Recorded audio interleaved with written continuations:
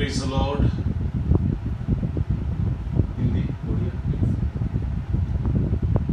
परमेश्वर के नाम की धन्यवाद हो। आज फिर से परमेश्वर ने हमें सुनहरा अवसर दिए हैं कि हम परमेश्वर की उपस्थिति में आवे और परमेश्वर के कलाम से कुछ बातों को हम सीख सकें। आप सबों को प्रभु यीशु मसीह के पवित्र नाम से मैं पास्टर लीमा स्वागत करता हूँ, अभिनंदन करता हूँ, साधुवाद जताता हूँ। प्रभु आप सबों को आशीष करे कि आप लगातार हमारे इस बाइबल अध्ययन में शामिल होते आ रहे हैं। आइए परमेश्वर के लोगों, एक छोटा सा प्रार्थना के साथ हम परमेश्वर के वचन को मनन करने पे आगे बढ़ेंगे। आइए सब कोई अपनी आंखें हमारे साथ बंद करें ताकि परमेश्वर के दिव्य वचनों को हम अच्छी तरह से मनन कर सकें। आसमान के खुदा, हम शुक्रिया करते हैं आज की इस सुबह के बेला पर। प्रभु जी, हम तेरी ओर निहारते हैं। प्रभु तू हमसे बर्ताव कीजिए।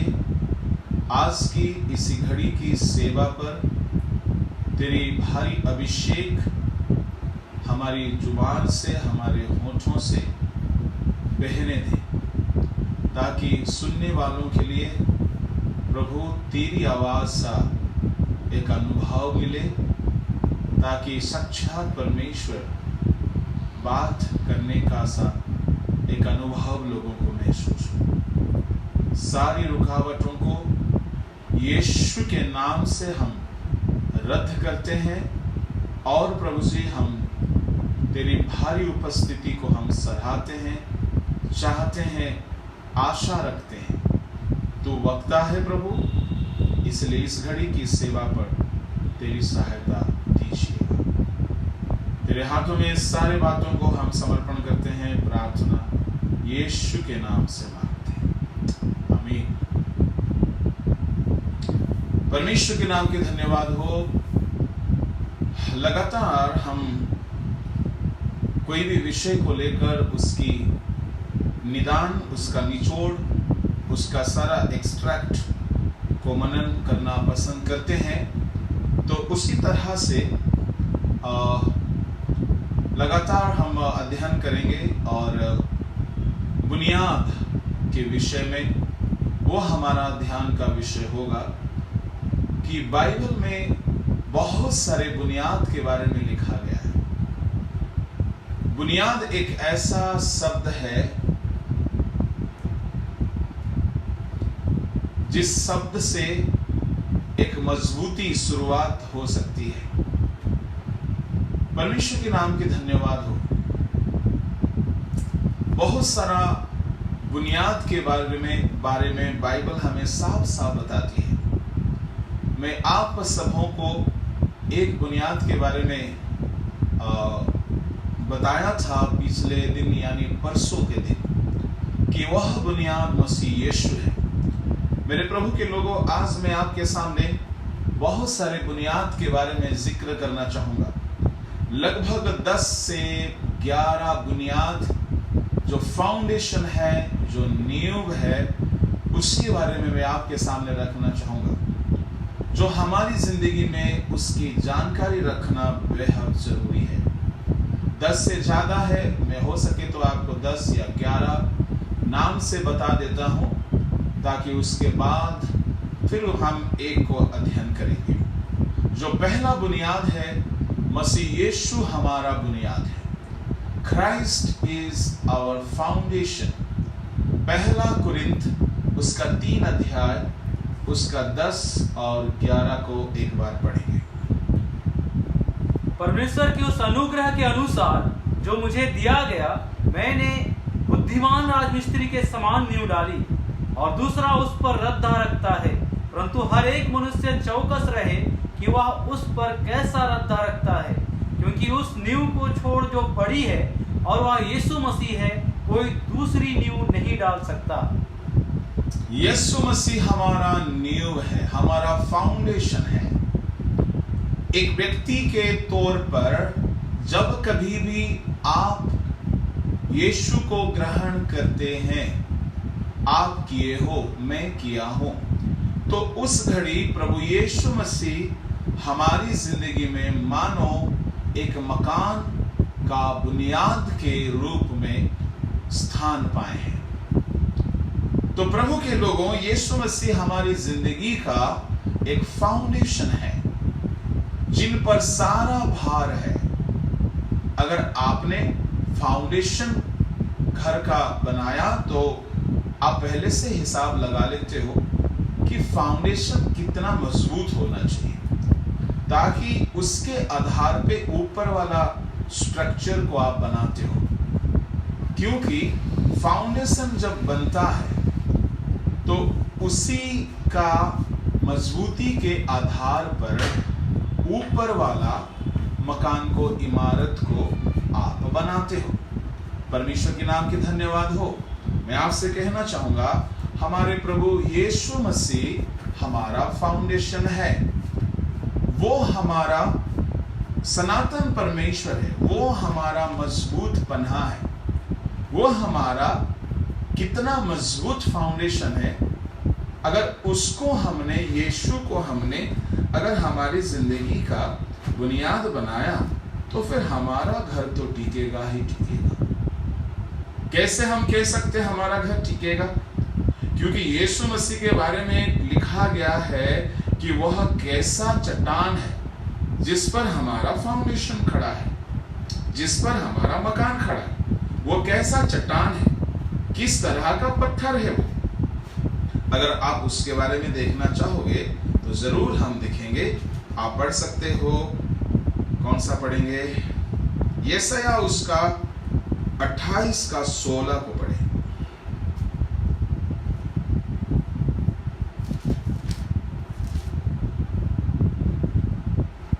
इसलिए प्रभु यहोवा यूं कहता है, प्रभु यहोवा यूं कहता है, देखो मैंने सियोन में नींव का एक पत्थर रखा है। मैंने सियोन में नींव का एक पत्थर रखा है, एक परखा हुआ पत्थर। हाँ, ये कैसा पत्थर है? परखा हुआ पत्थर है। कोने का अनमोल और अति दृढ़ नींव के योग्य पत्थर। अति दृढ़ नींव के योग्य का पत्थर। और जो कोई विश्वास रखे वह, जो कोई इस पत्थर पे विश्वास रखे वह उतावली ना करे। वाह वाह वाह, वो घबराए नहीं, वो घबराए नहीं। बोलने का भाव यह है, सियोन में एक ऐसा पत्थर को परमेश्वर ने स्थापना किया जिस पत्थर का कुछ क्वालिटी है। क्या क्या क्वालिटी है हम एक एक करके बताएंगे। पहला है एक परखा हुआ पत्थर। परखा हुआ पत्थर। आप किसी पत्थर को यूं नहीं ला करके बुनियाद में डाल देते हो। पहले उस पत्थर को आप अपनी आंखों से परख लेते हो। देखते ही मालूम चल जाता है कि यह पत्थर मजबूत है या कमजोर है। तो परखना बहुत जरूरी होता है। आप जिस पत्थर से जिंदगी रूपी मकान बनाते हो, वो पत्थर को परखने की जरूरत नहीं, ऑलरेडी परखा हुआ पत्थर है। यीशु मसीह को हर बातों में परखा गया तो भी वो निष्पाप निकला, लिखा है। शैतान आकर के मत्ती के 4 अध्याय में 1 से लेकर के 8-10 तक 3 परीक्षा लाया, परंतु हमारे प्रभु जी को 3 ही परीक्षा नहीं हुई। हमारे प्रभु जी हर तरह से हमारे समान परखा गया। कहां लिखा है? इब्रानी 4 का उसका 15 पढ़े।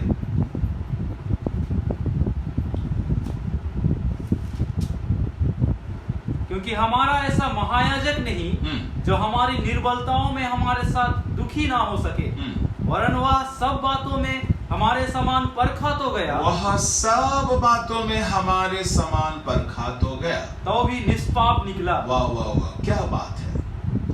मैं परमेश्वर को धन्यवाद देता हूं कि वह सब बातों में हमारे समान परखा गया। एक परखा हुआ पत्थर जो सियोन में स्थापना किया गया, और वह पत्थर का और एक क्वालिटी है। पहला तो परखा हुआ पत्थर है, यानी सब तरह का, हर तरह का परीक्षा हमारे प्रभु जी को आया, पर कभी भी किसी परीक्षा में वो हारा नहीं है।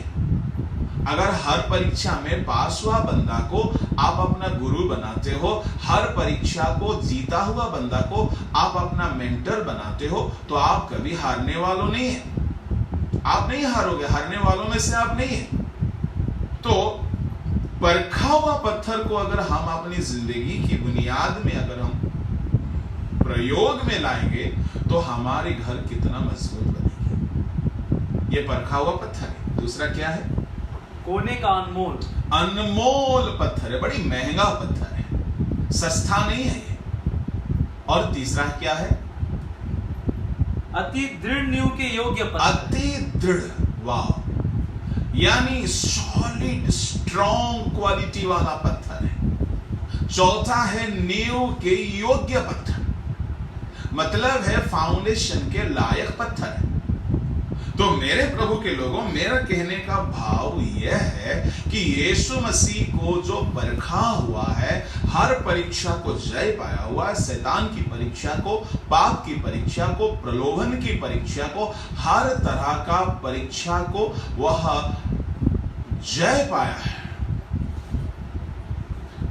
वह जय पाया है। मैं परमेश्वर को धन्यवाद देता हूं कि हर तरह की परीक्षा को वह जय पाया है। ऐसा पत्थर के ऊपर अगर हमने अपना जिंदगी का घर को बनाया तो फिर हमारे घर तो टिकना ही टिकना है। परमेश्वर के नाम के धन्यवाद हो। रेवरेंड निहार वर्धन जी आए हैं, पास्टर विधान चंद्र, रेवरेंड विधान चंद्र हाथी आए हैं। Thank you so much dear pastors for your sweet comments. धीरे धीरे हम ओल्डर बनते जा रहे हैं, यानी मैच्योर बनते जा रहे हैं। Thank you so much. परमेश्वर के नाम के धन्यवाद हो, परमेश्वर के नाम के धन्यवाद हो। तो नींव का पत्थर, फाउंडेशन स्टोन, जिस फाउंडेशन स्टोन अगर हमारा मजबूत है तो मकान हमारी मजबूत बनेगी। परमेश्वर के नाम के धन्यवाद हो।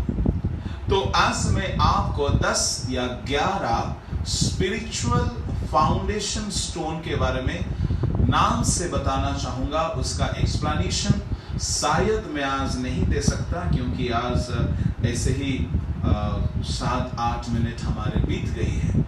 तो आइए हम धर्मशास्त्र पवित्र बाइबल से कुछ फाउंडेशन के बातों को आपके सामने रखना चाहेंगे। दूसरा फाउंडेशन है परमेश्वर के बंदे, वह कलीसिया का नींव है। आप पढ़ सकते हैं इफिसियों की पत्री उसकी 2 अध्याय उसकी 20वीं आयत में लिखा है, और प्रेरितों और भविष्यद्वक्ताओं की नींव पर, जिसके कोने का पत्थर मसीह यीशु स्वयं है बनाए गए हो। प्रेरितों और भविष्यद्वक्ताओं के नींव पर, जिसकी कोने का सिरा स्वयं यीशु मसीह है, उस पर तुम बनाए गए हो। जब कलीसिया की बात आती है तो फाउंडेशन, बुनियाद होली एपोस्टल्स होते हैं, होली प्रॉफिट्स होते हैं। अब इसके बारे में बयान नहीं करूंगा, वो बयान की तो विषय जरूर है, परंतु थोड़ा बहुत मैं पिछले एपिसोड में बोल रखा हूं, बता चुका हूं, तो आज उसके बारे में नहीं बयान करूंगा। आज 10 को नाम से बता देना चाहूंगा, फिर धीरे धीरे एक एक का हम बयान करते चलेंगे, मनन करते चलेंगे। तीसरा बुनियाद है परमेश्वर का वचन, the Holi word of God, जो हमारी जिंदगी का सबसे बेहतरीन बुनियाद है। परमेश्वर के वचन पे अगर हमारा बुनियाद पड़ा तो फिर वह घर कभी भी डगमगाएगा नहीं। आप पढ़ सकते हो मत्ती उसका 7 का 24, 25, 26, 27, इसके ऊपर थोड़ा सा मनन हम करेंगे, बड़े गौर से सुनते रहिएगा। इसलिए जो कोई मेरी ये बातें सुनकर उन्हें मानता है, जो कोई मेरी ये बातें सुनकर उसे मानता है, वह उस बुद्धिमान मनुष्य का समान ठहरेगा, वह उस बुद्धिमान मनुष्य का तरह ठहरेगा, जिसने अपना घर चट्टान पर बनाया, जिसने अपना घर चट्टान पर बनाया, और मेघ बरसा और बाढ़ें आई, और मेघ बरसा और बाढ़ें आई, और आंधियां चली और उस घर से टकराई, उस घर से टकराई, फिर भी वह नहीं गिरा, फिर भी वह घर नहीं गिरा, क्योंकि उसकी नींव चट्टान पर डाली गई। क्योंकि उस घर की जो फाउंडेशन है पत्थर पर था, चट्टान पर था। मेरे अजीज भाइयों बहनों, मैं आपसे कहना चाहूंगा, ये कौन सा विषय पर प्रभु यीशु मसीह अपने लोगों से बता रहे हैं कि जिसका फाउंडेशन चट्टान पर था। इसका रहस्य क्या है, इसका सच्चाई क्या है? इस बात को मैंने बहुत सालों से पढ़ा था, पर मुझे सच कहूं, मैं आज कबूल कर रहा हूं, मुझे नहीं समझ आया था। परंतु कुछ ही साल पहले मुझे इस बात समझ आया कि बुद्धिमान ने चट्टान पर अपना घर बनाया और बारिश हुई, बाढ़ आई, हवा चली, उस घर से टकराई, पर उसका घर नहीं गिरा। यीशु मसीह कहते हैं, जो मेरे वचनों को सुनता है और उस पर चलता है, वह उस घर के समान होगा। चाहे कितनी भी आंधी तूफान बाढ़ हवा चले, उसका जिंदगी रूपी घर कभी भी नहीं गिरेगा। इसका दो परिभाषा है। पहला परिभाषा है कि आत्मिक जीवन में, हमारी भौतिक जिंदगी के सफर में, चाहे किसी भी तरह की तूफान आवे, तूफान अक्सर मुसीबतों को दर्शाता है, अक्सर हमारी परेशानियों को दर्शाता है, अक्सर हमारी जिंदगी की हर कठिनाइयों को दर्शाता है। चाहे वो बीमारी हो, चाहे वो फिनेंशियल ट्रबल हो, चाहे वो हमारी जिंदगी की पारिवारिक समस्याएं हो, चाहे हमारी जिंदगी से जुड़ी हुई किसी भी तरह की तूफान कई बार हमें बिखर के रख देता है, कई बार हमें उथल पुथल कर देता है। ऐसा अगर किसी भी तरह की मुसीबतों से हम घिरते हैं, चाहे हमारी जिंदगी की किसी भी व्यक्तिगत समस्या क्यों ना हो, अगर एक समस्या आकर हमें परेशान करता है, तो मान लीजिए कि एक तूफान की तरह हमारी जिंदगी से वो टकराता है, तो उस घड़ी हमारी जिंदगी अगर परमेश्वर के वचनों के आधार पर खड़ा हुआ है, तो चाहे किसी भी तरह की तूफान आवे, हमारा जिंदगी उस तूफान से डगमगाएगा नहीं। ये पहला इंटरप्रिटेशन है, ये पहला परिभाषा है। परंतु ये अक्सर पादरियों को हमने कहते हुए अपने अपनी कलीसिया में सुना, जो मैंने भी सुना और मैंने भी कई बार कहा। परंतु ऑब्जेक्शन, यह उसका रियल ट्रांसलेशन नहीं है, यह उसका रियल इंटरप्रिटेशन नहीं है, जो हमारे प्रभु जी ने उस चैप्टर में कहा। मत्ती का इंजिल 7वीं अध्याय का 24 से लेकर के 26-27 तक। This is not the real interpretation which most of the pastors and the servants of God speaks. क्या है उसका फिर सत्य अनुवाद, क्या है उसका सत्य परिभाषा, क्या है जो कि हमारे प्रभु जी ने वहां बताना चाह रहे थे। आइए देखते हैं। बहुत मजे की बात है, बहुत रहस्य की बात है जो हमारे प्रभु जी वहां पर बताएं। मैं आपको कहना चाहूंगा, मत्ती 5 अध्याय, मत्ती उसका 6 अध्याय, मत्ती उसका 7 अध्याय, ये 3 अध्याय, यो 3 चैप्टर जो है, यीशु मसीह ने एक पहाड़ पर बैठ करके अपने लोगों को शिक्षा दिए थे। अच्छा, पर आजकल क्या होता है? ठीक विपरीत होता है। यीशु मसीह पहाड़ पर बैठे हुए थे, सारे लोग पहाड़ के ढलान की जगह पर खड़े थे, लोग खड़े खड़े सुन रहे थे, यीशु मसीह बैठे बैठे प्रचार कर रहे थे। पर इन दिनों में कलीसियाओं में, सभाओं में अलग होता है।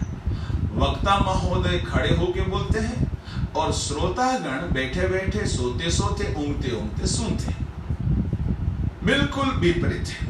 अच्छा, तो मत्ती 5 और 6 और 7 अध्याय, ये 3 अध्याय में यीशु मसीह ने बहुत ही महत्वपूर्ण बातों को कहा, जिन बातों को दुनिया के महान महान ज्ञाता लोगों ने अपनाया है। हमारे भारत के स्वामी विवेकानंद, और हमारे भारत के भारत पिता महात्मा गांधी जी, उन्होंने जो कहा ना, एक गाल पे थप्पड़ मारो तो दूसरे गाल दिखा देना, ये हमारे यीशु मसीह महात्मा गांधी के धरती में आने से लगभग 1900 साल पहले यीशु मसीह ने इस्राएलियों को एक पहाड़ के चोटी पर बैठकर शिक्षा देकर कहा था, जो मत्ती gospel of Matthew 5th chapter में लिखा गया है। आप अगर पढ़ना भी चाहोगे तो मैं आपको कहना चाहूंगा, कुछ भाइयों के लिए कहना जरूरी समझता हूं ताकि उनको ये बात समझ में आए। मत्ती उसका 5 अध्याय उसका 39 तो स्वामी विवेकानंद भी यीशु मसीह के इस पहाड़ी उपदेश, जो पहाड़ पर बैठे हुए संदेश दिए थे, उससे बहुत प्रेरणा पाए थे।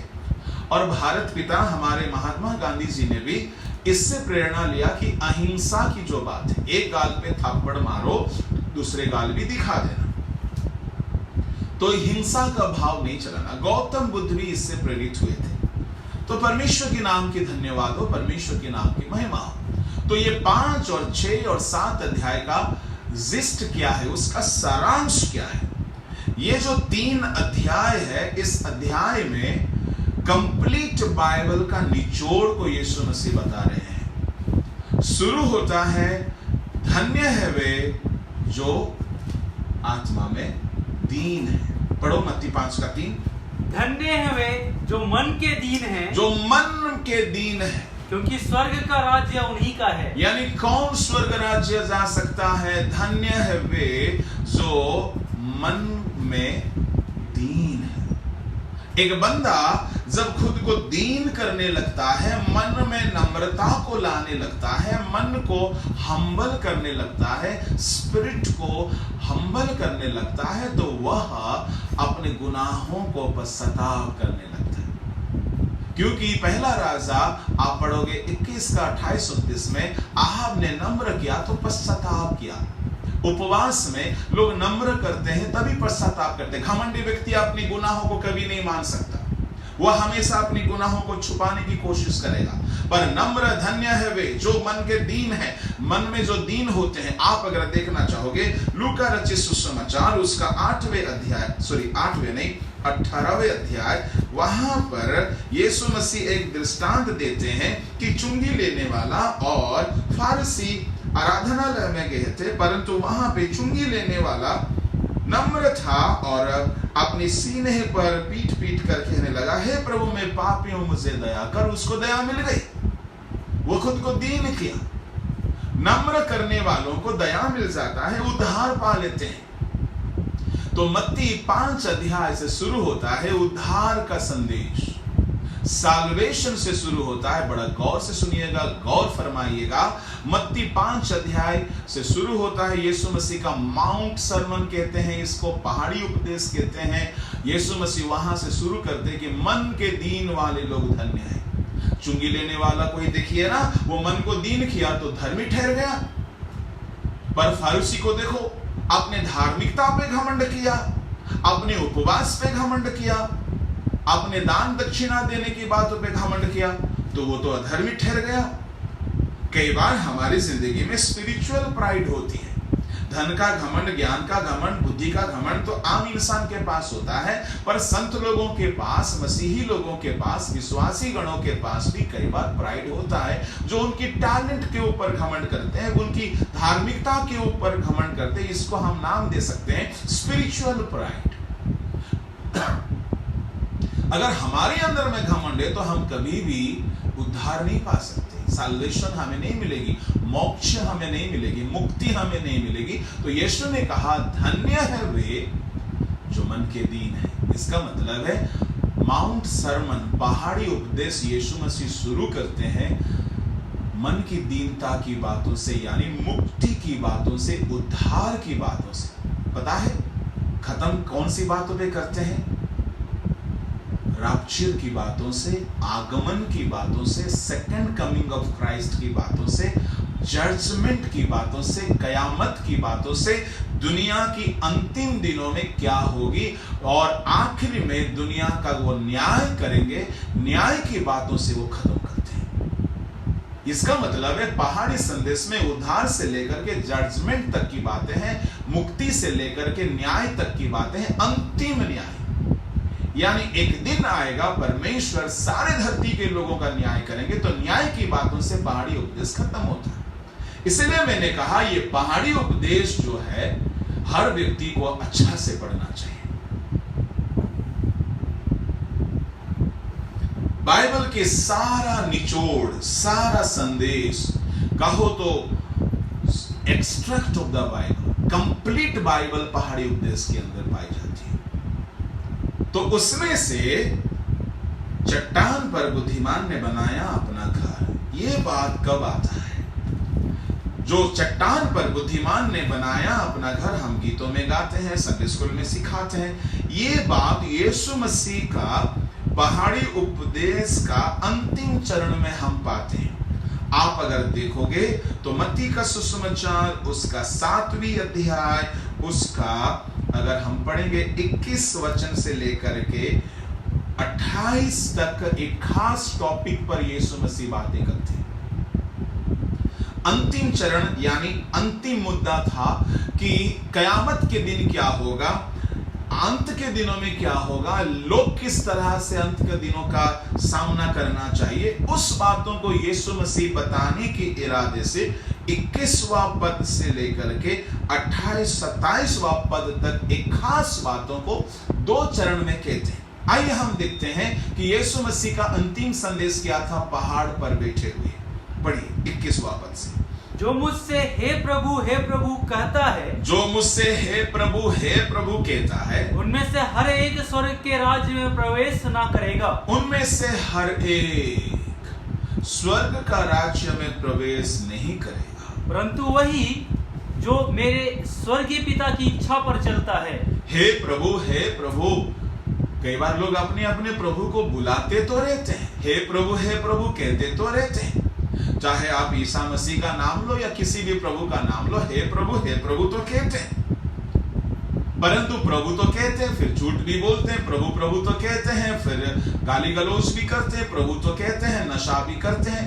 प्रभु तो कहते हैं, पर हर वो घिनौनी हरकत में बने रहते हैं। मैंने पिछले कुछ दिन पहले एक वीडियो क्लिप देखा फेसबुक पर, दंग रह गया। बताना उचित नहीं समझ रहा हूं, ये सोशल प्लेटफॉर्म है। एक गुरुजी कहते हैं अगर आप जन्नत में जाओगे तो वहां आपको ढेर सारे हुस्न हूर से मिलने का, शादी करने का मौका बनेगा। स्वर्ग में शादी मुझे समझ नहीं आता। बाइबल हमें साफ साफ बताती है स्वर्ग में कोई शादी ब्याह नहीं होता है। वो एक स्वर्गीय पवित्र पावन शाश्वत स्थान है। वहां पर शादी ना होता है, ना कोई शादी कर सकता है। वहां पे शादी नहीं है। मत्ती का सुसमाचार अगर आप पढ़ोगे 22 अध्याय उसका 30 वचन में लिखा है, वहां पे कोई शादी नहीं करते हैं। हम लोग स्वर्ग में स्वर्गदूतों के समान रहेंगे। धरती का सारा क्लेश से, दर्द से, बीमारी से, परेशानी से, नाशमान शरीर के सारे दर्द से हमें राहत मिलेगी, छुटकारा मिलेंगे, परमानेंट डिलीवरेंस मिलेगी। स्वर्ग में हम ईश्वरीय शरीर के साथ रहेंगे। वहां पे शादी ब्याह की कोई मतलब नहीं है। तो कई तरह गुरु लोग कई तरह की बात कहते, प्रभु तो कहते हैं और कई तरह के पापों को छोड़ते नहीं। इसलिए यीशु मसीह ने कहा मुझे हे प्रभु कहने वाले सब कोई स्वर्ग में नहीं जाएंगे, परंतु जो मेरे स्वर्गीय पिता की इच्छा पर चलता है वही स्वर्ग में जाएंगे। अच्छा, उसके बाद नीचे पद, उस दिन बहुत से लोग मुझसे कहेंगे, उस दिन बहुत से लोग मुझसे कहेंगे, हे प्रभु क्या हमने तेरे नाम से भविष्यवाणी नहीं की? गौर से सुनिएगा, बहुत सारे भविष्यद्वक्ता लोग आएंगे, बहुत सारे ज्योतिष लोग आएंगे, बहुत सारे खगोल शास्त्री आएंगे, बहुत सारे प्रोफेट और प्रोफेटस आएंगे और कहेंगे हे प्रभु हमने तेरे नाम से भविष्यवाणी की है, तेरे नाम से हमने नबूवत किया है। इसका मतलब है वे लोग यीशु मसीह का नाम से प्रोफेसी करने वाले हैं। अच्छा, फिर और तेरे नाम से दुष्ट आत्माओं को नहीं निकाला, तेरे नाम से दुष्ट आत्मा को निकाले हैं। हाँ, और तेरे नाम से बहुत से आश्चर्य काम नहीं किए, तेरे नाम से बहुत से आश्चर्य कर्म को किए, मिराकल्स किए, हीलिंग्स किए, भूतों को भगाए, यीशु मसीह के नाम के द्वारा भविष्यवाणी भी किए। ठीक है, तब मैं उनसे खुलकर कह दूंगा, तो मैं उनसे खुलकर कह दूंगा। आज प्रभु खुल के नहीं कह रहे, क्यों मालूम है? आज विचार का दिन है, न्याय का दिन नहीं है, आज जजमेंट दिन नहीं है। प्रभु चुपचाप बर्दाश्त कर रहे हैं।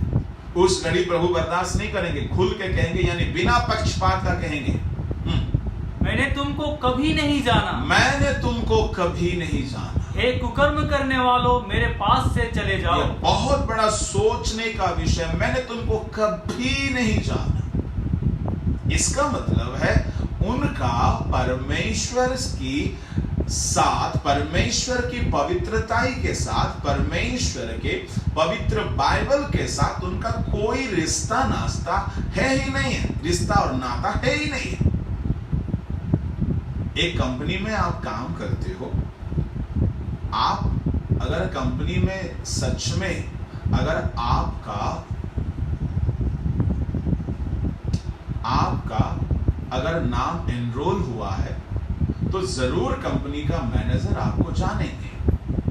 पर ऐसे आप आए, कंपनी के अंदर घुस गए और कुछ ना कुछ कर लिए, बाद में बोलोगे आप मुझे नहीं पहचानते, मैंने इतना काम किया। अरे बाबा, आपका नाम ही नहीं लिखा है, तो कैसे जानेंगे आपको? आज बहुत से लोग बिजनेस बना रखे हैं मिनिस्ट्री को, चंगाई के नाम में व्यापार है, प्रोफेसी के नाम में व्यापार है, सेवकाई के नाम में बिजनेस है। तो ऐसे बहुत सारे लोग हैं जो केवल बिजनेस करते हैं, उनको परमेश्वर की इच्छा पर चलने का कोई इरादा नहीं है। अच्छा ठीक है, यह तो बता चुका हूं मैं, ओडिया में बता चुका हूं। नीचे पढ़ो। इसलिए जो कोई मेरी ये बातें सुनकर उन्हें मानता है, यहां पर एक शब्द पे गौर करना चाहिए, इसीलिए जो कोई मेरी ये सारी बातें सुनकर मानता है, वो कैसा व्यक्ति बनेगा?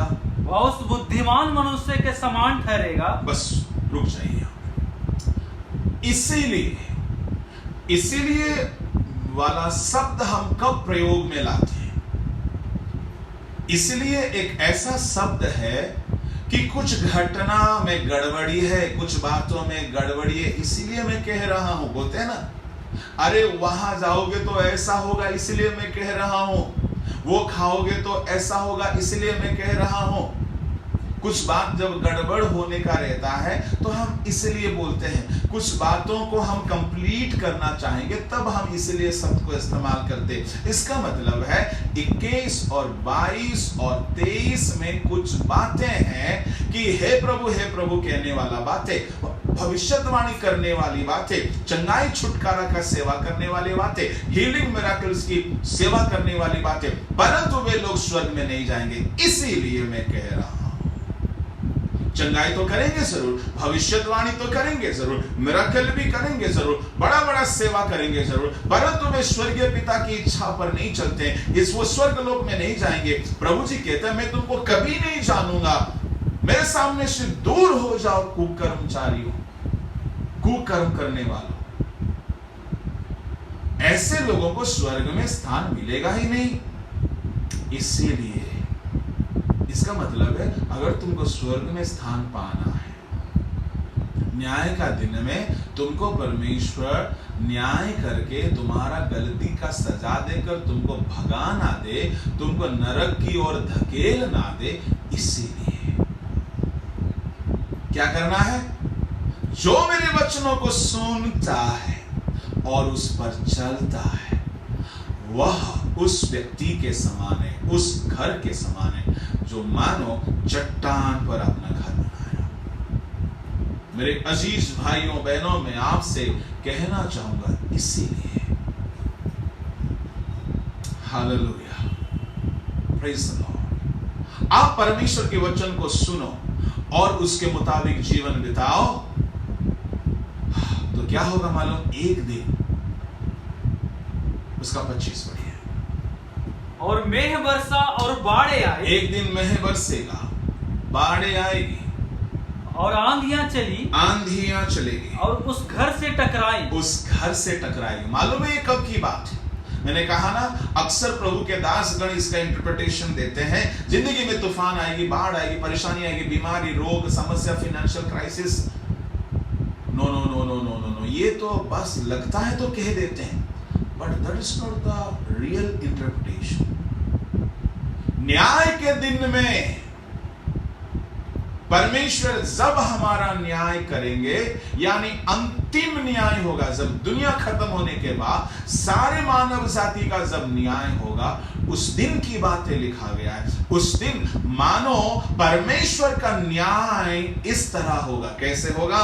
परमेश्वर किताबों को खोलेंगे, आपके बारे में, आपके कर्मों का सारा जिक्र परमेश्वर ने यूं मौखिक नहीं करेगा, क्योंकि उसको मालूम है ना, हम लोग ज्यादा सियाने लोग हैं, मौखिक करेंगे तो हम भी कुछ ना कुछ उल्टा सीधा बोलेंगे। तो परमेश्वर हम सबका न्याय कैसे करेंगे पता है? एक तो लिखित प्रमाण के साथ, और दूसरा वीडियोग्राफी भी दिखाएंगे, तब मजा आएगा।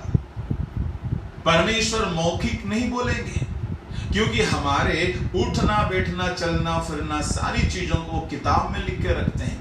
आप कब, क्या, कहां बात करते हो, वो भी किताब पे लिखा गया। इसलिए बोलते हैं ना, गाना में गाते हैं ना, खुल जाएंगे किताबें, देना हिसाब होगा, इंसाफ का तराजू यीशु के हाथ होगा।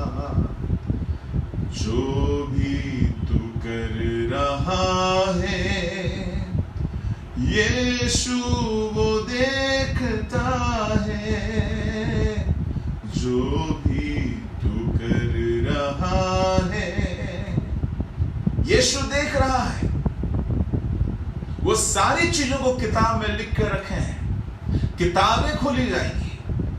किताबें कौन सी किताबें? बहुत सारा किताबें, 7 किताबों के बारे में बाइबल बताती है। 7 किताब को खुला जाएगा। उसमें से एक किताब का नाम बताऊंगा, जिसमें आप जो आंसू बहाए हो, वो भी किस के चक्कर में आंसू बहाए हो। कोई छोकरा चक्कर में आंसू बहाया, कोई छोकरी के चक्कर में आंसू बहाए, वो सारा रिकॉर्ड है। वो भी किताबें खोली जाएगी। आज वो सब के पीछे नहीं जाऊंगा, सारा किताब के लिए और किसी दिन बताऊंगा मैं। एक भाई ने हमें रिक्वेस्ट किया है, यूट्यूब में किताबों के बारे में जरूर बताइएगा। ये फाउंडेशन पहले खत्म हो जाए, फिर 7 किताबों के बारे में जरूर बताऊंगा मैं। और एक किताब है आपके शरीर के बारे में। परमेश्वर ने किताब मेंटेन करके रखा है। शरीर में छेड़छाड़ मत करना, फिर परमेश्वर बोलेगा ये गलत व्यक्ति है, पहचानेगा नहीं आप। आपके हर बातचीत को परमेश्वर रिकॉर्ड करके रखता है। मलाकी 3 अध्याय का 17 में लिखा है। वो तो है, पर एक किताब जरूर परमेश्वर खोलेंगे। वो किताब का नाम है बाइबल। आपने बाइबल के वचनों को सुना, सुसमाचार को सुना। रोमी 2 का 16 में लिखा है, सुसमाचार के अनुसार हमारा न्याय होगा। यानी परमेश्वर किताबें खोलेंगे, बहुत सारी किताबों को खोलेंगे, उनमें से सुसमाचार भी खोला जाएगा। यानी आप जितने आज संदेश सुन रहे हैं, ये सारे संदेश को परमेश्वर हमारे सामने रखे। तूने ये सुना था, पर क्या तूने जीवन बिताया? कैसा लगेगा? मानो कि बाढ़ आ रहा है, हमको बह के हमको बहा लेगा। मानो कि बारिश हो रही है, तूफान आ रहा है, हम बह जाएंगे। परमेश्वर का न्याय रूपी तूफान चलेगा, परमेश्वर का न्याय रूपी हवा चलेगा, बाढ़ चलेगा। उसके सामने टिके रहना चाहते हो, डटे रहना चाहते हो, तो केवल वही लोग डट के रह सकते हैं जो वचन के आधार पर अपनी जिंदगी को जी रहे हैं। हालेलुया। परमेश्वर के नाम के धन्यवाद हो। मेरे अजीजों, परमेश्वर न्याय करेंगे प्रमाण के साथ। एक तो लिखित किताबों के आपके सामने खुलेंगे। आपके बारे में परमेश्वर पूरा डायरी मेंटेन कर रहे हैं। घबराने का नहीं है आप क्या किए हो नहीं किए हो। इसलिए कई जगह में हम ज्यादा सफाई वफाई नहीं देते। भैया आपको गलत समझना है तो गलत समझो, कोई बात नहीं, पर एक दिन आएगा सारी बात खुला खुला प्रकट हो जाएगा कि कौन कितने पानी में है, कौन कितने सच्चाई में है, कौन कितनी आत्मिकता में। वो उस दिन प्रकट हो जाएगा, क्योंकि वह दिन आग के साथ प्रकट होगा। सारी अंधियारे की बातें प्रकट हो जाएगी, किसी भी बात छुपी हुई नहीं रहेगी। वो दिन में पहला होगा कि किताबें खुली जाएगी। दूसरा क्या होगा मालूम है? उस दिन में वीडियो रिकॉर्डिंग भी आपका किया हुआ है, तब तो मजा आएगा। बढ़िया वीडियो रिकॉर्डिंग किया हुआ। परमेश्वर के पास टेक्नोलॉजी बहुत पहले से था। अरे वो मूसा को 40 दिन तक HD क्वालिटी वाला वीडियो दिखाया और बोला सुन, तेरे को पहाड़ पर मैंने जिन संदेश को दिया हूं, जिन वीडियो को दिखाया हूं, जो तूने देखा है उसी के अनुसार ही करना। 40 दिन वाला वीडियो था, मूसा को परमेश्वर ने दिखाया था। हाँ, इसका मतलब है परमेश्वर के पास वीडियोग्राफी का जो गैजेट है ना, हजारों साल पहले से परमेश्वर बना रखा है। और हम लोग आजकल ये चिंदी मोबाइल लेकर के ज्यादा दिखावा करते हैं। खैर पढ़िए कुरिन्थ की किताब, उसका पहला कुरिन्थ, उसका 4 अध्याय में परमेश्वर न्याय कैसे करेंगे। 4 अध्याय उसका 5। इसलिए जब तक प्रभु ना आए, जब तक प्रभु ना आवे, समय से पहले किसी बात का न्याय ना करो। हाँ, समय से पहले किसी बात का न्याय मत करो। ये वो ऐसा है, मैं ऐसा हूँ, वो ऐसा है, सबका न्याय मत करो। वही अंधकार की छिपी बातें ज्योति में दिखाएगा। हाँ, अंधकार की छिपी हुई बातें, आप जिन बातों को, जिन पापों को करके एकदम छुपा के बैठे हो, वो सारी बातों को वो रोशनी में प्रकट करेगा। और मनों के अभिप्रायों को प्रकट करेगा। क्या क्या क्या? मनों के अभिप्रायों को, मनों के अभिप्रायों को भी प्रकट करेगा। माय गुडनेस, इसका मतलब क्या है? आपका मन में आप क्या क्या सोचते हो, ये सारी चीजों को परमेश्वर जानता है, रिकॉर्ड करके रखता है। सारे जगत के लोगों के सामने आपका मन का ख्यालों को प्रकट करेगा। आप क्या क्या सोचते रहते हो वो सब पर्दे में दिखाई देगा। उस घड़ी आप बोलोगे क्या, नहीं मैंने तो ऐसा किया ही नहीं। अरे बाबा, आप ही का मन का वीडियो रिकॉर्डिंग परमेश्वर करके रखा है। न्याय के दिन में वो रिकॉर्डिंग को दिखाएगा, देखो तूने ऐसा ऐसा सोचा है। इसलिए अब बताओ तुमको कि तुम क्या अपना जिंदगी को परमेश्वर के वचन के बुनियाद पर खड़ा किया है, या खाली चर्च जा रहा था कुर्सी गर्म करने और तारीफ करने और गाना गाने और डांस करने, स्किट करने, नेतागिरी करने, सेक्रेटरी, प्रेसिडेंट, ट्रेजरर बनकर के पादरियों को नचाने, राजनीति करने, टाइम पास करने, या अपना एंटरटेनमेंट करने। मैं आपसे कहना चाहूंगा, परमेश्वर हमारे ख्यालों को भी रिकॉर्ड करते हैं। परमेश्वर हमारी सारी छुपी हुई काम को भी रिकॉर्ड करते हैं, किताब में भी लिख के रखते हैं, साथ ही साथ वो वीडियो में भी बना के रखते हैं। न्याय के दिन में किताबें खुली जाएगी, हमारे मन के सारे अभिप्रायों को भी प्रकट करेगा। उस घड़ी अगर हमारे मन में केवल पवित्रता ही है, केवल सच्चाई है, केवल विश्वास है, केवल परमेश्वर की बातें, केवल स्वर्गीय बातें, केवल नम्रता है, केवल सिद्धता है, केवल दया है, केवल उदारता है, केवल पवित्रता है, इन सारी बातें अगर है तो क्या मिलेगा उसको? तब परमेश्वर की ओर से हर एक की प्रशंसा होगी। हाँ, जब आपकी मन के अभिप्रायों को प्रकट किया जाएगा तो परमेश्वर की तरफ से प्रशंसा होना चाहिए। आपके मन में अगर खाली गंदा विचार है, खाली किसको लूटे, किसको मारे, किसको कूटे, किसकी बुराई करे, किसकी नुक्ताचीनी करे, किसकी चुगली करे, किसका परेशानी करे, यही सब है, तो आपको क्या परमेश्वर तारीफ करेंगे? मेरे अजीजों, मानो इस तरह से न्याय के दिन में परमेश्वर करेंगे तो वो न्याय मानो एक बाढ़ के समान है। भारत की जमीन ने बाढ़ को देखा है, खास करके उड़ीसा वासियों ने देखा है। सुनामी जब आया था अभी आया था एक नया अम्फान आया था, फोनी आया था, हुदहुद आया था, तितली आया था, और भी बहुत कुछ आएगा। यह सबसे तो आपको भारत सरकार राहत दे ही देगा। पहले से लोगों को आइसोलेट कर दिया जाता है, माइग्रेट कर दिया जाता है, लोग बच जाए। परंतु सुनिए, न्याय का दिन में परमेश्वर का न्याय का जो सत्य था, उसका जो खरा न्याय एक मानो एक तूफान की तरह बहेगा। बात पता है उस समय कौन डट के रह सकता? जो बाइबल के वचनों को मानकर जिंदगी जिया है। परमेश्वर का न्याय एक सुनामी तूफान की न्याय, बड़ी भयानक तेज से आने का समय। जो वचन के अनुसार जिंदगी नहीं जिया, hallelujah hallelujah, praise the lord बोलता है, बाकी समय में चुगली करता है, पाप करता है, चोरी करता है, व्यभिचार करता है और भविष्यवाणी जरूर करता है, पर जिंदगी नहीं सुधारता है। भविष्यवाणी का क्या बोलूं, वो टेक्निक के साथ बोलने वाला लोग भी है, टेक्निक इस्तेमाल करते कुछ भी बोलते हैं। एक बात आपको बताऊं, कुछ झूठे लोगों का भविष्यवाणी कैसा है बता देता हूं, ताकि आप भी चौकस रहो। आपको मैं बोलूंगा, आपकी जिंदगी में बहुत परेशानी, आप क्या बोलोगे? नहीं है? आपका जिंदगी में बीमारी है, किसका शरीर में बीमारी नहीं है जी? 30 साल के बाद सबको ही को तो गोली खाना पड़ता है। अगर मैं कहूंगा आप फाइनेंशियल प्रॉब्लम से गुजर रहे हो, अगर मैं कहूंगा आपके घर में बहुत अशांति है, आपके बच्चे आपकी बात नहीं मान रहे हैं, सही है कि नहीं है? मुझे बताइए, ऐसा कौन सा बच्चे माँ बाप का बात मान रहे हैं आज का? ऐसा कौन सा घर है जिसमें दवाई नहीं खा रहे लोग? ऐसा कौन सा बिजनेसमैन है, ऐसा कौन सा नौकरी वाला है जिसको पैसे की किल्लत नहीं है? अगर मैं ऐसा कहूंगा तो आप बोलोगे, अरे बाबा जी तू पास्टर भी भविष्य वक्ता है। ना ना ना ना ना, मैं कोई भविष्य वक्ता उक्ता नहीं हूं, बस परमेश्वर की आवाज लेके चलता हूं।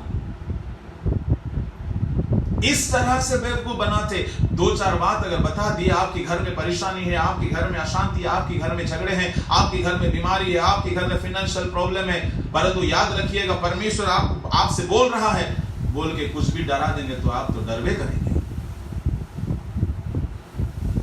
इन सारे बातों में लोग मजे लेते हैं।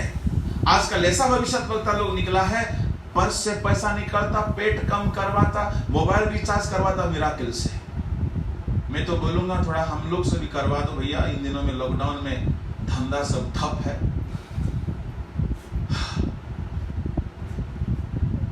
कुछ नहीं चल रहा है। मैं आपसे सीधी बात कर रहा हूं, अगर हमारी सेवकाई इसी तरह की फोकासी में चल रहा है, फिजूल की बातों पर है, हमारी जिंदगी इसी तरह की भविष्यवाणी में जो लोगों को खाली लोगों लुभाता है। मैं एक बात आपको बता रहा हूं, लाजरस चंगाई पाया क्या? जो स्वर्ग में गया। और हर वो हीलिंग करने वालों को मैं बोलता हूं, इस घड़ी आप लोग कहां गायब हो गए हो? कोरोना को काहे नहीं भगा देते? जाके मिल लीजिएगा हमारे माननीय प्रधानमंत्री जी से, और भारत से कोरोना को यूं गायब कर दीजिए प्रार्थना पानी पिला पिला कर। अरे चंगाई की सेवकाई के खिलाफ में मैं नहीं हूं, चंगाई की मिनिस्ट्री है, और मालूम है कब है? जो वचन आप प्रचार करते हो वो सत्य है करके प्रमाण करने के लिए प्रभु आपके साथ रहेंगे और चंगाई करेंगे। चंगाई के द्वारा एक मरीज के लिए 10,000 का फी लेने के लिए चंगाई नहीं होता है। चंगाई मिनिस्ट्री एक धंधा बन गया है। अगर हमारी चंगाई सेवकाई में अगर मन नहीं फिराते लोग, पर वो सेवा नहीं है, वो व्यापार है। हम जो कुछ भी सेवा करें, चाहे हम वर्शिप मिनिस्ट्री करें, चाहे हम प्रीचिंग मिनिस्ट्री करें, चाहे हम टीचिंग मिनिस्ट्री करें, चाहे हम पास्टरल मिनिस्ट्री करें, हमारी सेवकाई में लोग बदले, मन फिराए, जिंदगी सुधारे, जिंदगी बदले, तो समझ लेना कि हम परमेश्वर की इच्छा पर चल रहे हैं। परमेश्वर का होल सोल टारगेट पर्पस है कि लोग बदले, मन फिराए, ताकि परमेश्वर के राज्य में प्रवेश करें। वो बाइबल हमें क्यों दिया है? बाइबल उसकी इच्छा को जिक्र करता है। हे प्रभु कह करके दुनिया तरह से एंटरटेनमेंट मिनिस्ट्री के नाम पे करने वाले स्वर्ग में नहीं जाएंगे, परंतु जो मेरे स्वर्गीय पिता की इच्छा पर चलता है। इसीलिए मैं कह रहा हूं, जो मेरे सारे वचनों को सुनता और मानता है वो चट्टान पर घर बनाया। तूफान आएगी, बाढ़ होगी, बारिश होगी, उस घर से टकराएगी। आपके जिंदगी में परमेश्वर का बड़ा न्याय से एक टकराव होगा। याद रखिएगा, गॉड ब्लेस यू बोलने से खुश मत हो जाइएगा। जीसस लव्स यू बोलने से पियक्कड़ बोलेगा हाँ सही बात है, प्रभु इतना प्यार करता है कि भैया दारू तो मिल ही रहा है, लॉकडाउन में भी मिल रहा है। मुझे बड़ा अफसोस लग रहा है, हमारे देश का अर्थनीति दारू पे टिका हुआ है। किसी ने एक मैसेज भेजा, भारत का अर्थनीति दारू पे टिका हुआ, इसलिए सारे दुकान भले बंद रहे, दारू दुकान खुला रहे। मेरा भारत महान, क्या करे। Jesus loves you. आपका सारे समस्या ठीक हो जाएंगे। अरे कैसे ठीक होंगे जनाब? ठीक है, धरती में आप समस्या ठीक भी कर दो, परंतु वो बंदा अगर परमेश्वर के वचनों के आधार पर चोरी नहीं छोड़ा, व्यभिचार नहीं छोड़ा, झूठ नहीं छोड़ा, गुनाह नहीं छोड़ा, पाप नहीं छोड़ा, तो उसने अपने घर को, जिंदगी रूपी घर को तो बालू पर बनाया है। तो बालू पे अगर कोई बालू को, समुंदर के रेत को, समुंदर के नदी के किनारे वाले बालू को ही कोई फाउंडेशन बना दे, बोलेगा पत्थर उत्थर का जरूरत नहीं भैया, बालू तो पहले से ही रखा हुआ है, बस बालू के ऊपर हम बड़ा बड़ा पत्थर लाके घर बना देते। बाढ़ आएगा तो क्या होगा? बाढ़ आने से ब्रिज टूट जाता है। बालू के रेतों के ऊपर कोई घर बनाएगा तो घर रहेगा। जो कोई वचन के खिलाफ में जिंदगी जी रहे हैं, सेवकाई कर रहे हैं, मान लीजिएगा, समझ लीजिएगा, आपका सेवकाई रेतों पर खड़ा है। परमेश्वर का न्याय के दिन में ऐसा होगा कि नामो निशान नहीं रहेगा। परमेश्वर उन्हीं लोगों से कहेगा कि मेरे सामने से भाग जाओ कुकर्म करने वाला। इसका मतलब है हमारी जिंदगी परमेश्वर के वचनों पे खड़ा रहना चाहिए। न्याय का दिन में परमेश्वर का न्याय मानो तूफान सा चलेगा, उसका सामना डट के करना है। हर वो वचन को मान कीजिए। आपका टारगेट हीलिंग ना हो, आपका टारगेट प्रॉस्पेरिटी ना हो, आपका टारगेट फाइनेंशियल ब्लेसिंग ना हो, आपका टारगेट परमेश्वर के वचन के अनुसार जीने का हो। मालूम है, हे प्रभु कहने वाले स्वर्ग में ले जाएंगे जो मेरे स्वर्गीय पिता की इच्छा पर चलते। कौन है? जो वचन पे चलता है वो स्वर्गीय पिता की इच्छा पर चलता है। तब परमेश्वर के न्याय के दिन में परमेश्वर न्याय करके देखेगा, कहेगा हाँ इसने मेरे वचन पे चला है। वचन की एक एक बातों को खोल खोल कर परमेश्वर आपका जिंदगी को तौल कर देखेगा, तो आप सही निकलोगे। तो परमेश्वर का न्याय के सामने फिर से बता देता हूं थोड़ा सा, इसने चोरी किया क्या, इंक्वायरी करो, आपका सारा वीडियो निकाला जाएगा। आप अगर थोड़ा सा भी कभी चोरी कर दिया, कैसा लगेगा आपका धड़कन? थक, मानो कि एक बड़ा तूफान आपको अब उड़ा के भगा के ले जाएगा, छितरा के। इसका मतलब है जिंदगी में अगर हमने वचनों के अनुसार जिंदगी नहीं जिया, हमने अभिलाषाओं के अनुसार जीवन बिताया, तो हमारा सारा रिकॉर्ड तो खुलेगी। परमेश्वर का न्याय के दिन में परमेश्वर कहेगा पता करो, इसके सारा रिकॉर्ड दिखा जाए, इसने कितने लोगों की जिंदगी बर्बाद की, प्रेम मोहब्बत के नाम में कितनों के साथ गुनाह किया, व्यभिचार किया, पाप किया। सारे खुलने का समय, सुनामी से भी तेज रफ्तार से परमेश्वर का क्रोध आपको भगाएगा, आप सीधे नरक में जा गिरोगे। उसमें लिखा है एक शब्द, उसका पतन भयंकर होगा, लिखा है ऐसा शब्द 26 मत्ती 7 का 26-27। और मेघ वर्षा और बाढ़ें आई और आंधियां चली और उस घर से टकराई और वह गिरकर सत्यानाश हो गया। सत्यानाश, जिंदगी उनके सत्यानाश हो जाएगी जो परमेश्वर के वचन पे नहीं चलते। अजीजों, मैं आपसे वादा किया था कि 10 फाउंडेशन के बारे में कहूंगा, पर नहीं कहूंगा। कल छोड़ के परसों आप आइएगा। आज हमने सिर्फ 3 फाउंडेशन के बारे में देखा। पहला है मसीह रूपी फाउंडेशन, दूसरा है परमेश्वर के वचन रूपी फाउंडेशन, तीसरा है वचन छोड़ करके बाकी जो ड्रामा करते हैं ना, वो भी एक फाउंडेशन है। जो बालू पर अपना घर बनाया, बालू एक फाउंडेशन है। आपका फाउंडेशन किस पर खड़ा है? आज बहुत सारे टीम को मैं देखता हूं वचन के अनुसार सेवा नहीं कर रहे। मुझे तो लगता है बालू पर घर खड़ा किया, क्या होगा इनका, क्या होगा इनका। और हमको भी डर लगता है कहीं मैं सारी दुनिया को शिक्षा दे करके हम कहीं ना खत्म हो जाए। इसलिए हमें हमेशा डर रहता है कि हे प्रभु कुछ हो ना हो, तेरे वचन के अनुसार हम चले।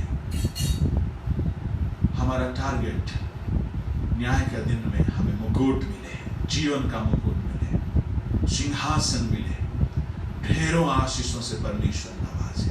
क्योंकि परमेश्वर का न्याय मानो बाढ़ और बारिश और तूफान की तरह आएगा, हमसे टकराएगा। अगर हम वचन के अनुसार जीवन बिताएं तो कोई भी तूफान आए तो मजबूत हमारी जिंदगी होगी, हम डगमगाएंगे नहीं। तूफान के बाद में उड़ीसा और आंध्रा के तटीय इलाके में गया था, देखा कुछ गांच टूटा ही नहीं, जैसा का वैसा है, क्योंकि मजबूत था। हमारी जिंदगी न्याय के दिन में बिल्कुल डर नहीं लगेगा। क्यों मालूम है? अगर हम वचन के अनुसार जी रहे हैं, बल्कि हमें खुशी लगेगी, हाँ हमारा इम्तिहान हो जाए ताकि हमें सर में ताज मिले, बैठने को सिंहासन मिले, मेमने की दुल्हन करके बुलाए जाने का हमें काबिल ठहराया जाए। मेरे अजीजों, हमारी जिंदगी का फाउंडेशन परमेश्वर के वचन पर हो। अगर परमेश्वर के वचन को छोड़कर आप कुछ भी करते हो आउट ऑफ द स्क्रिप्चर, इसका मतलब है आप रेत पर घर बनाए हो। आपका फाउंडेशन नॉन बिब्लिकल है, आपका लाइफ में कुछ भी नॉन बिब्लिकल है। आपका खाना पीना, रहना सहना, कपड़ा लता, जिंदगी, व्यापार, नौकरी अगर बाइबल के बाहर है तो समझ लेना आपका जिंदगी रेत पर खड़ा है। मैं तो बोलता हूं नौकरी भी करो वचन के अनुसार जीने लायक नौकरी। बहुत से नौकरी है जिसमें झूठ ना बोलो तो काम नहीं चलता, संभल के नौकरी पकड़ना। व्यापार भी वो व्यापार ना करो जिसमें आपको झूठ बोलना पड़े, क्लीन बिजनेस करो। कपड़ा लता भी अच्छा पहनो, कोई बात नहीं, परंतु जिस कपड़ा से पाप होता है ऐसा वाला ना पहनना। प्रभु आप सबों को आशीष दे। बहुत सारी बात है, मैं आपसे यही बात कहकर खत्म करना चाहता हूं। आज हमने 3 बुनियाद को देखा, बाकी और बुनियादें हैं, पर मैं वादा किया हूं तो जरूर पूरा करूंगा। और कल छोड़ के परसों, कल ओडिया में होगा, परसों हिंदी में होगा। प्रभु आप सबों को आशीष दे। आइए अपनी आंखें बंद करेंगे।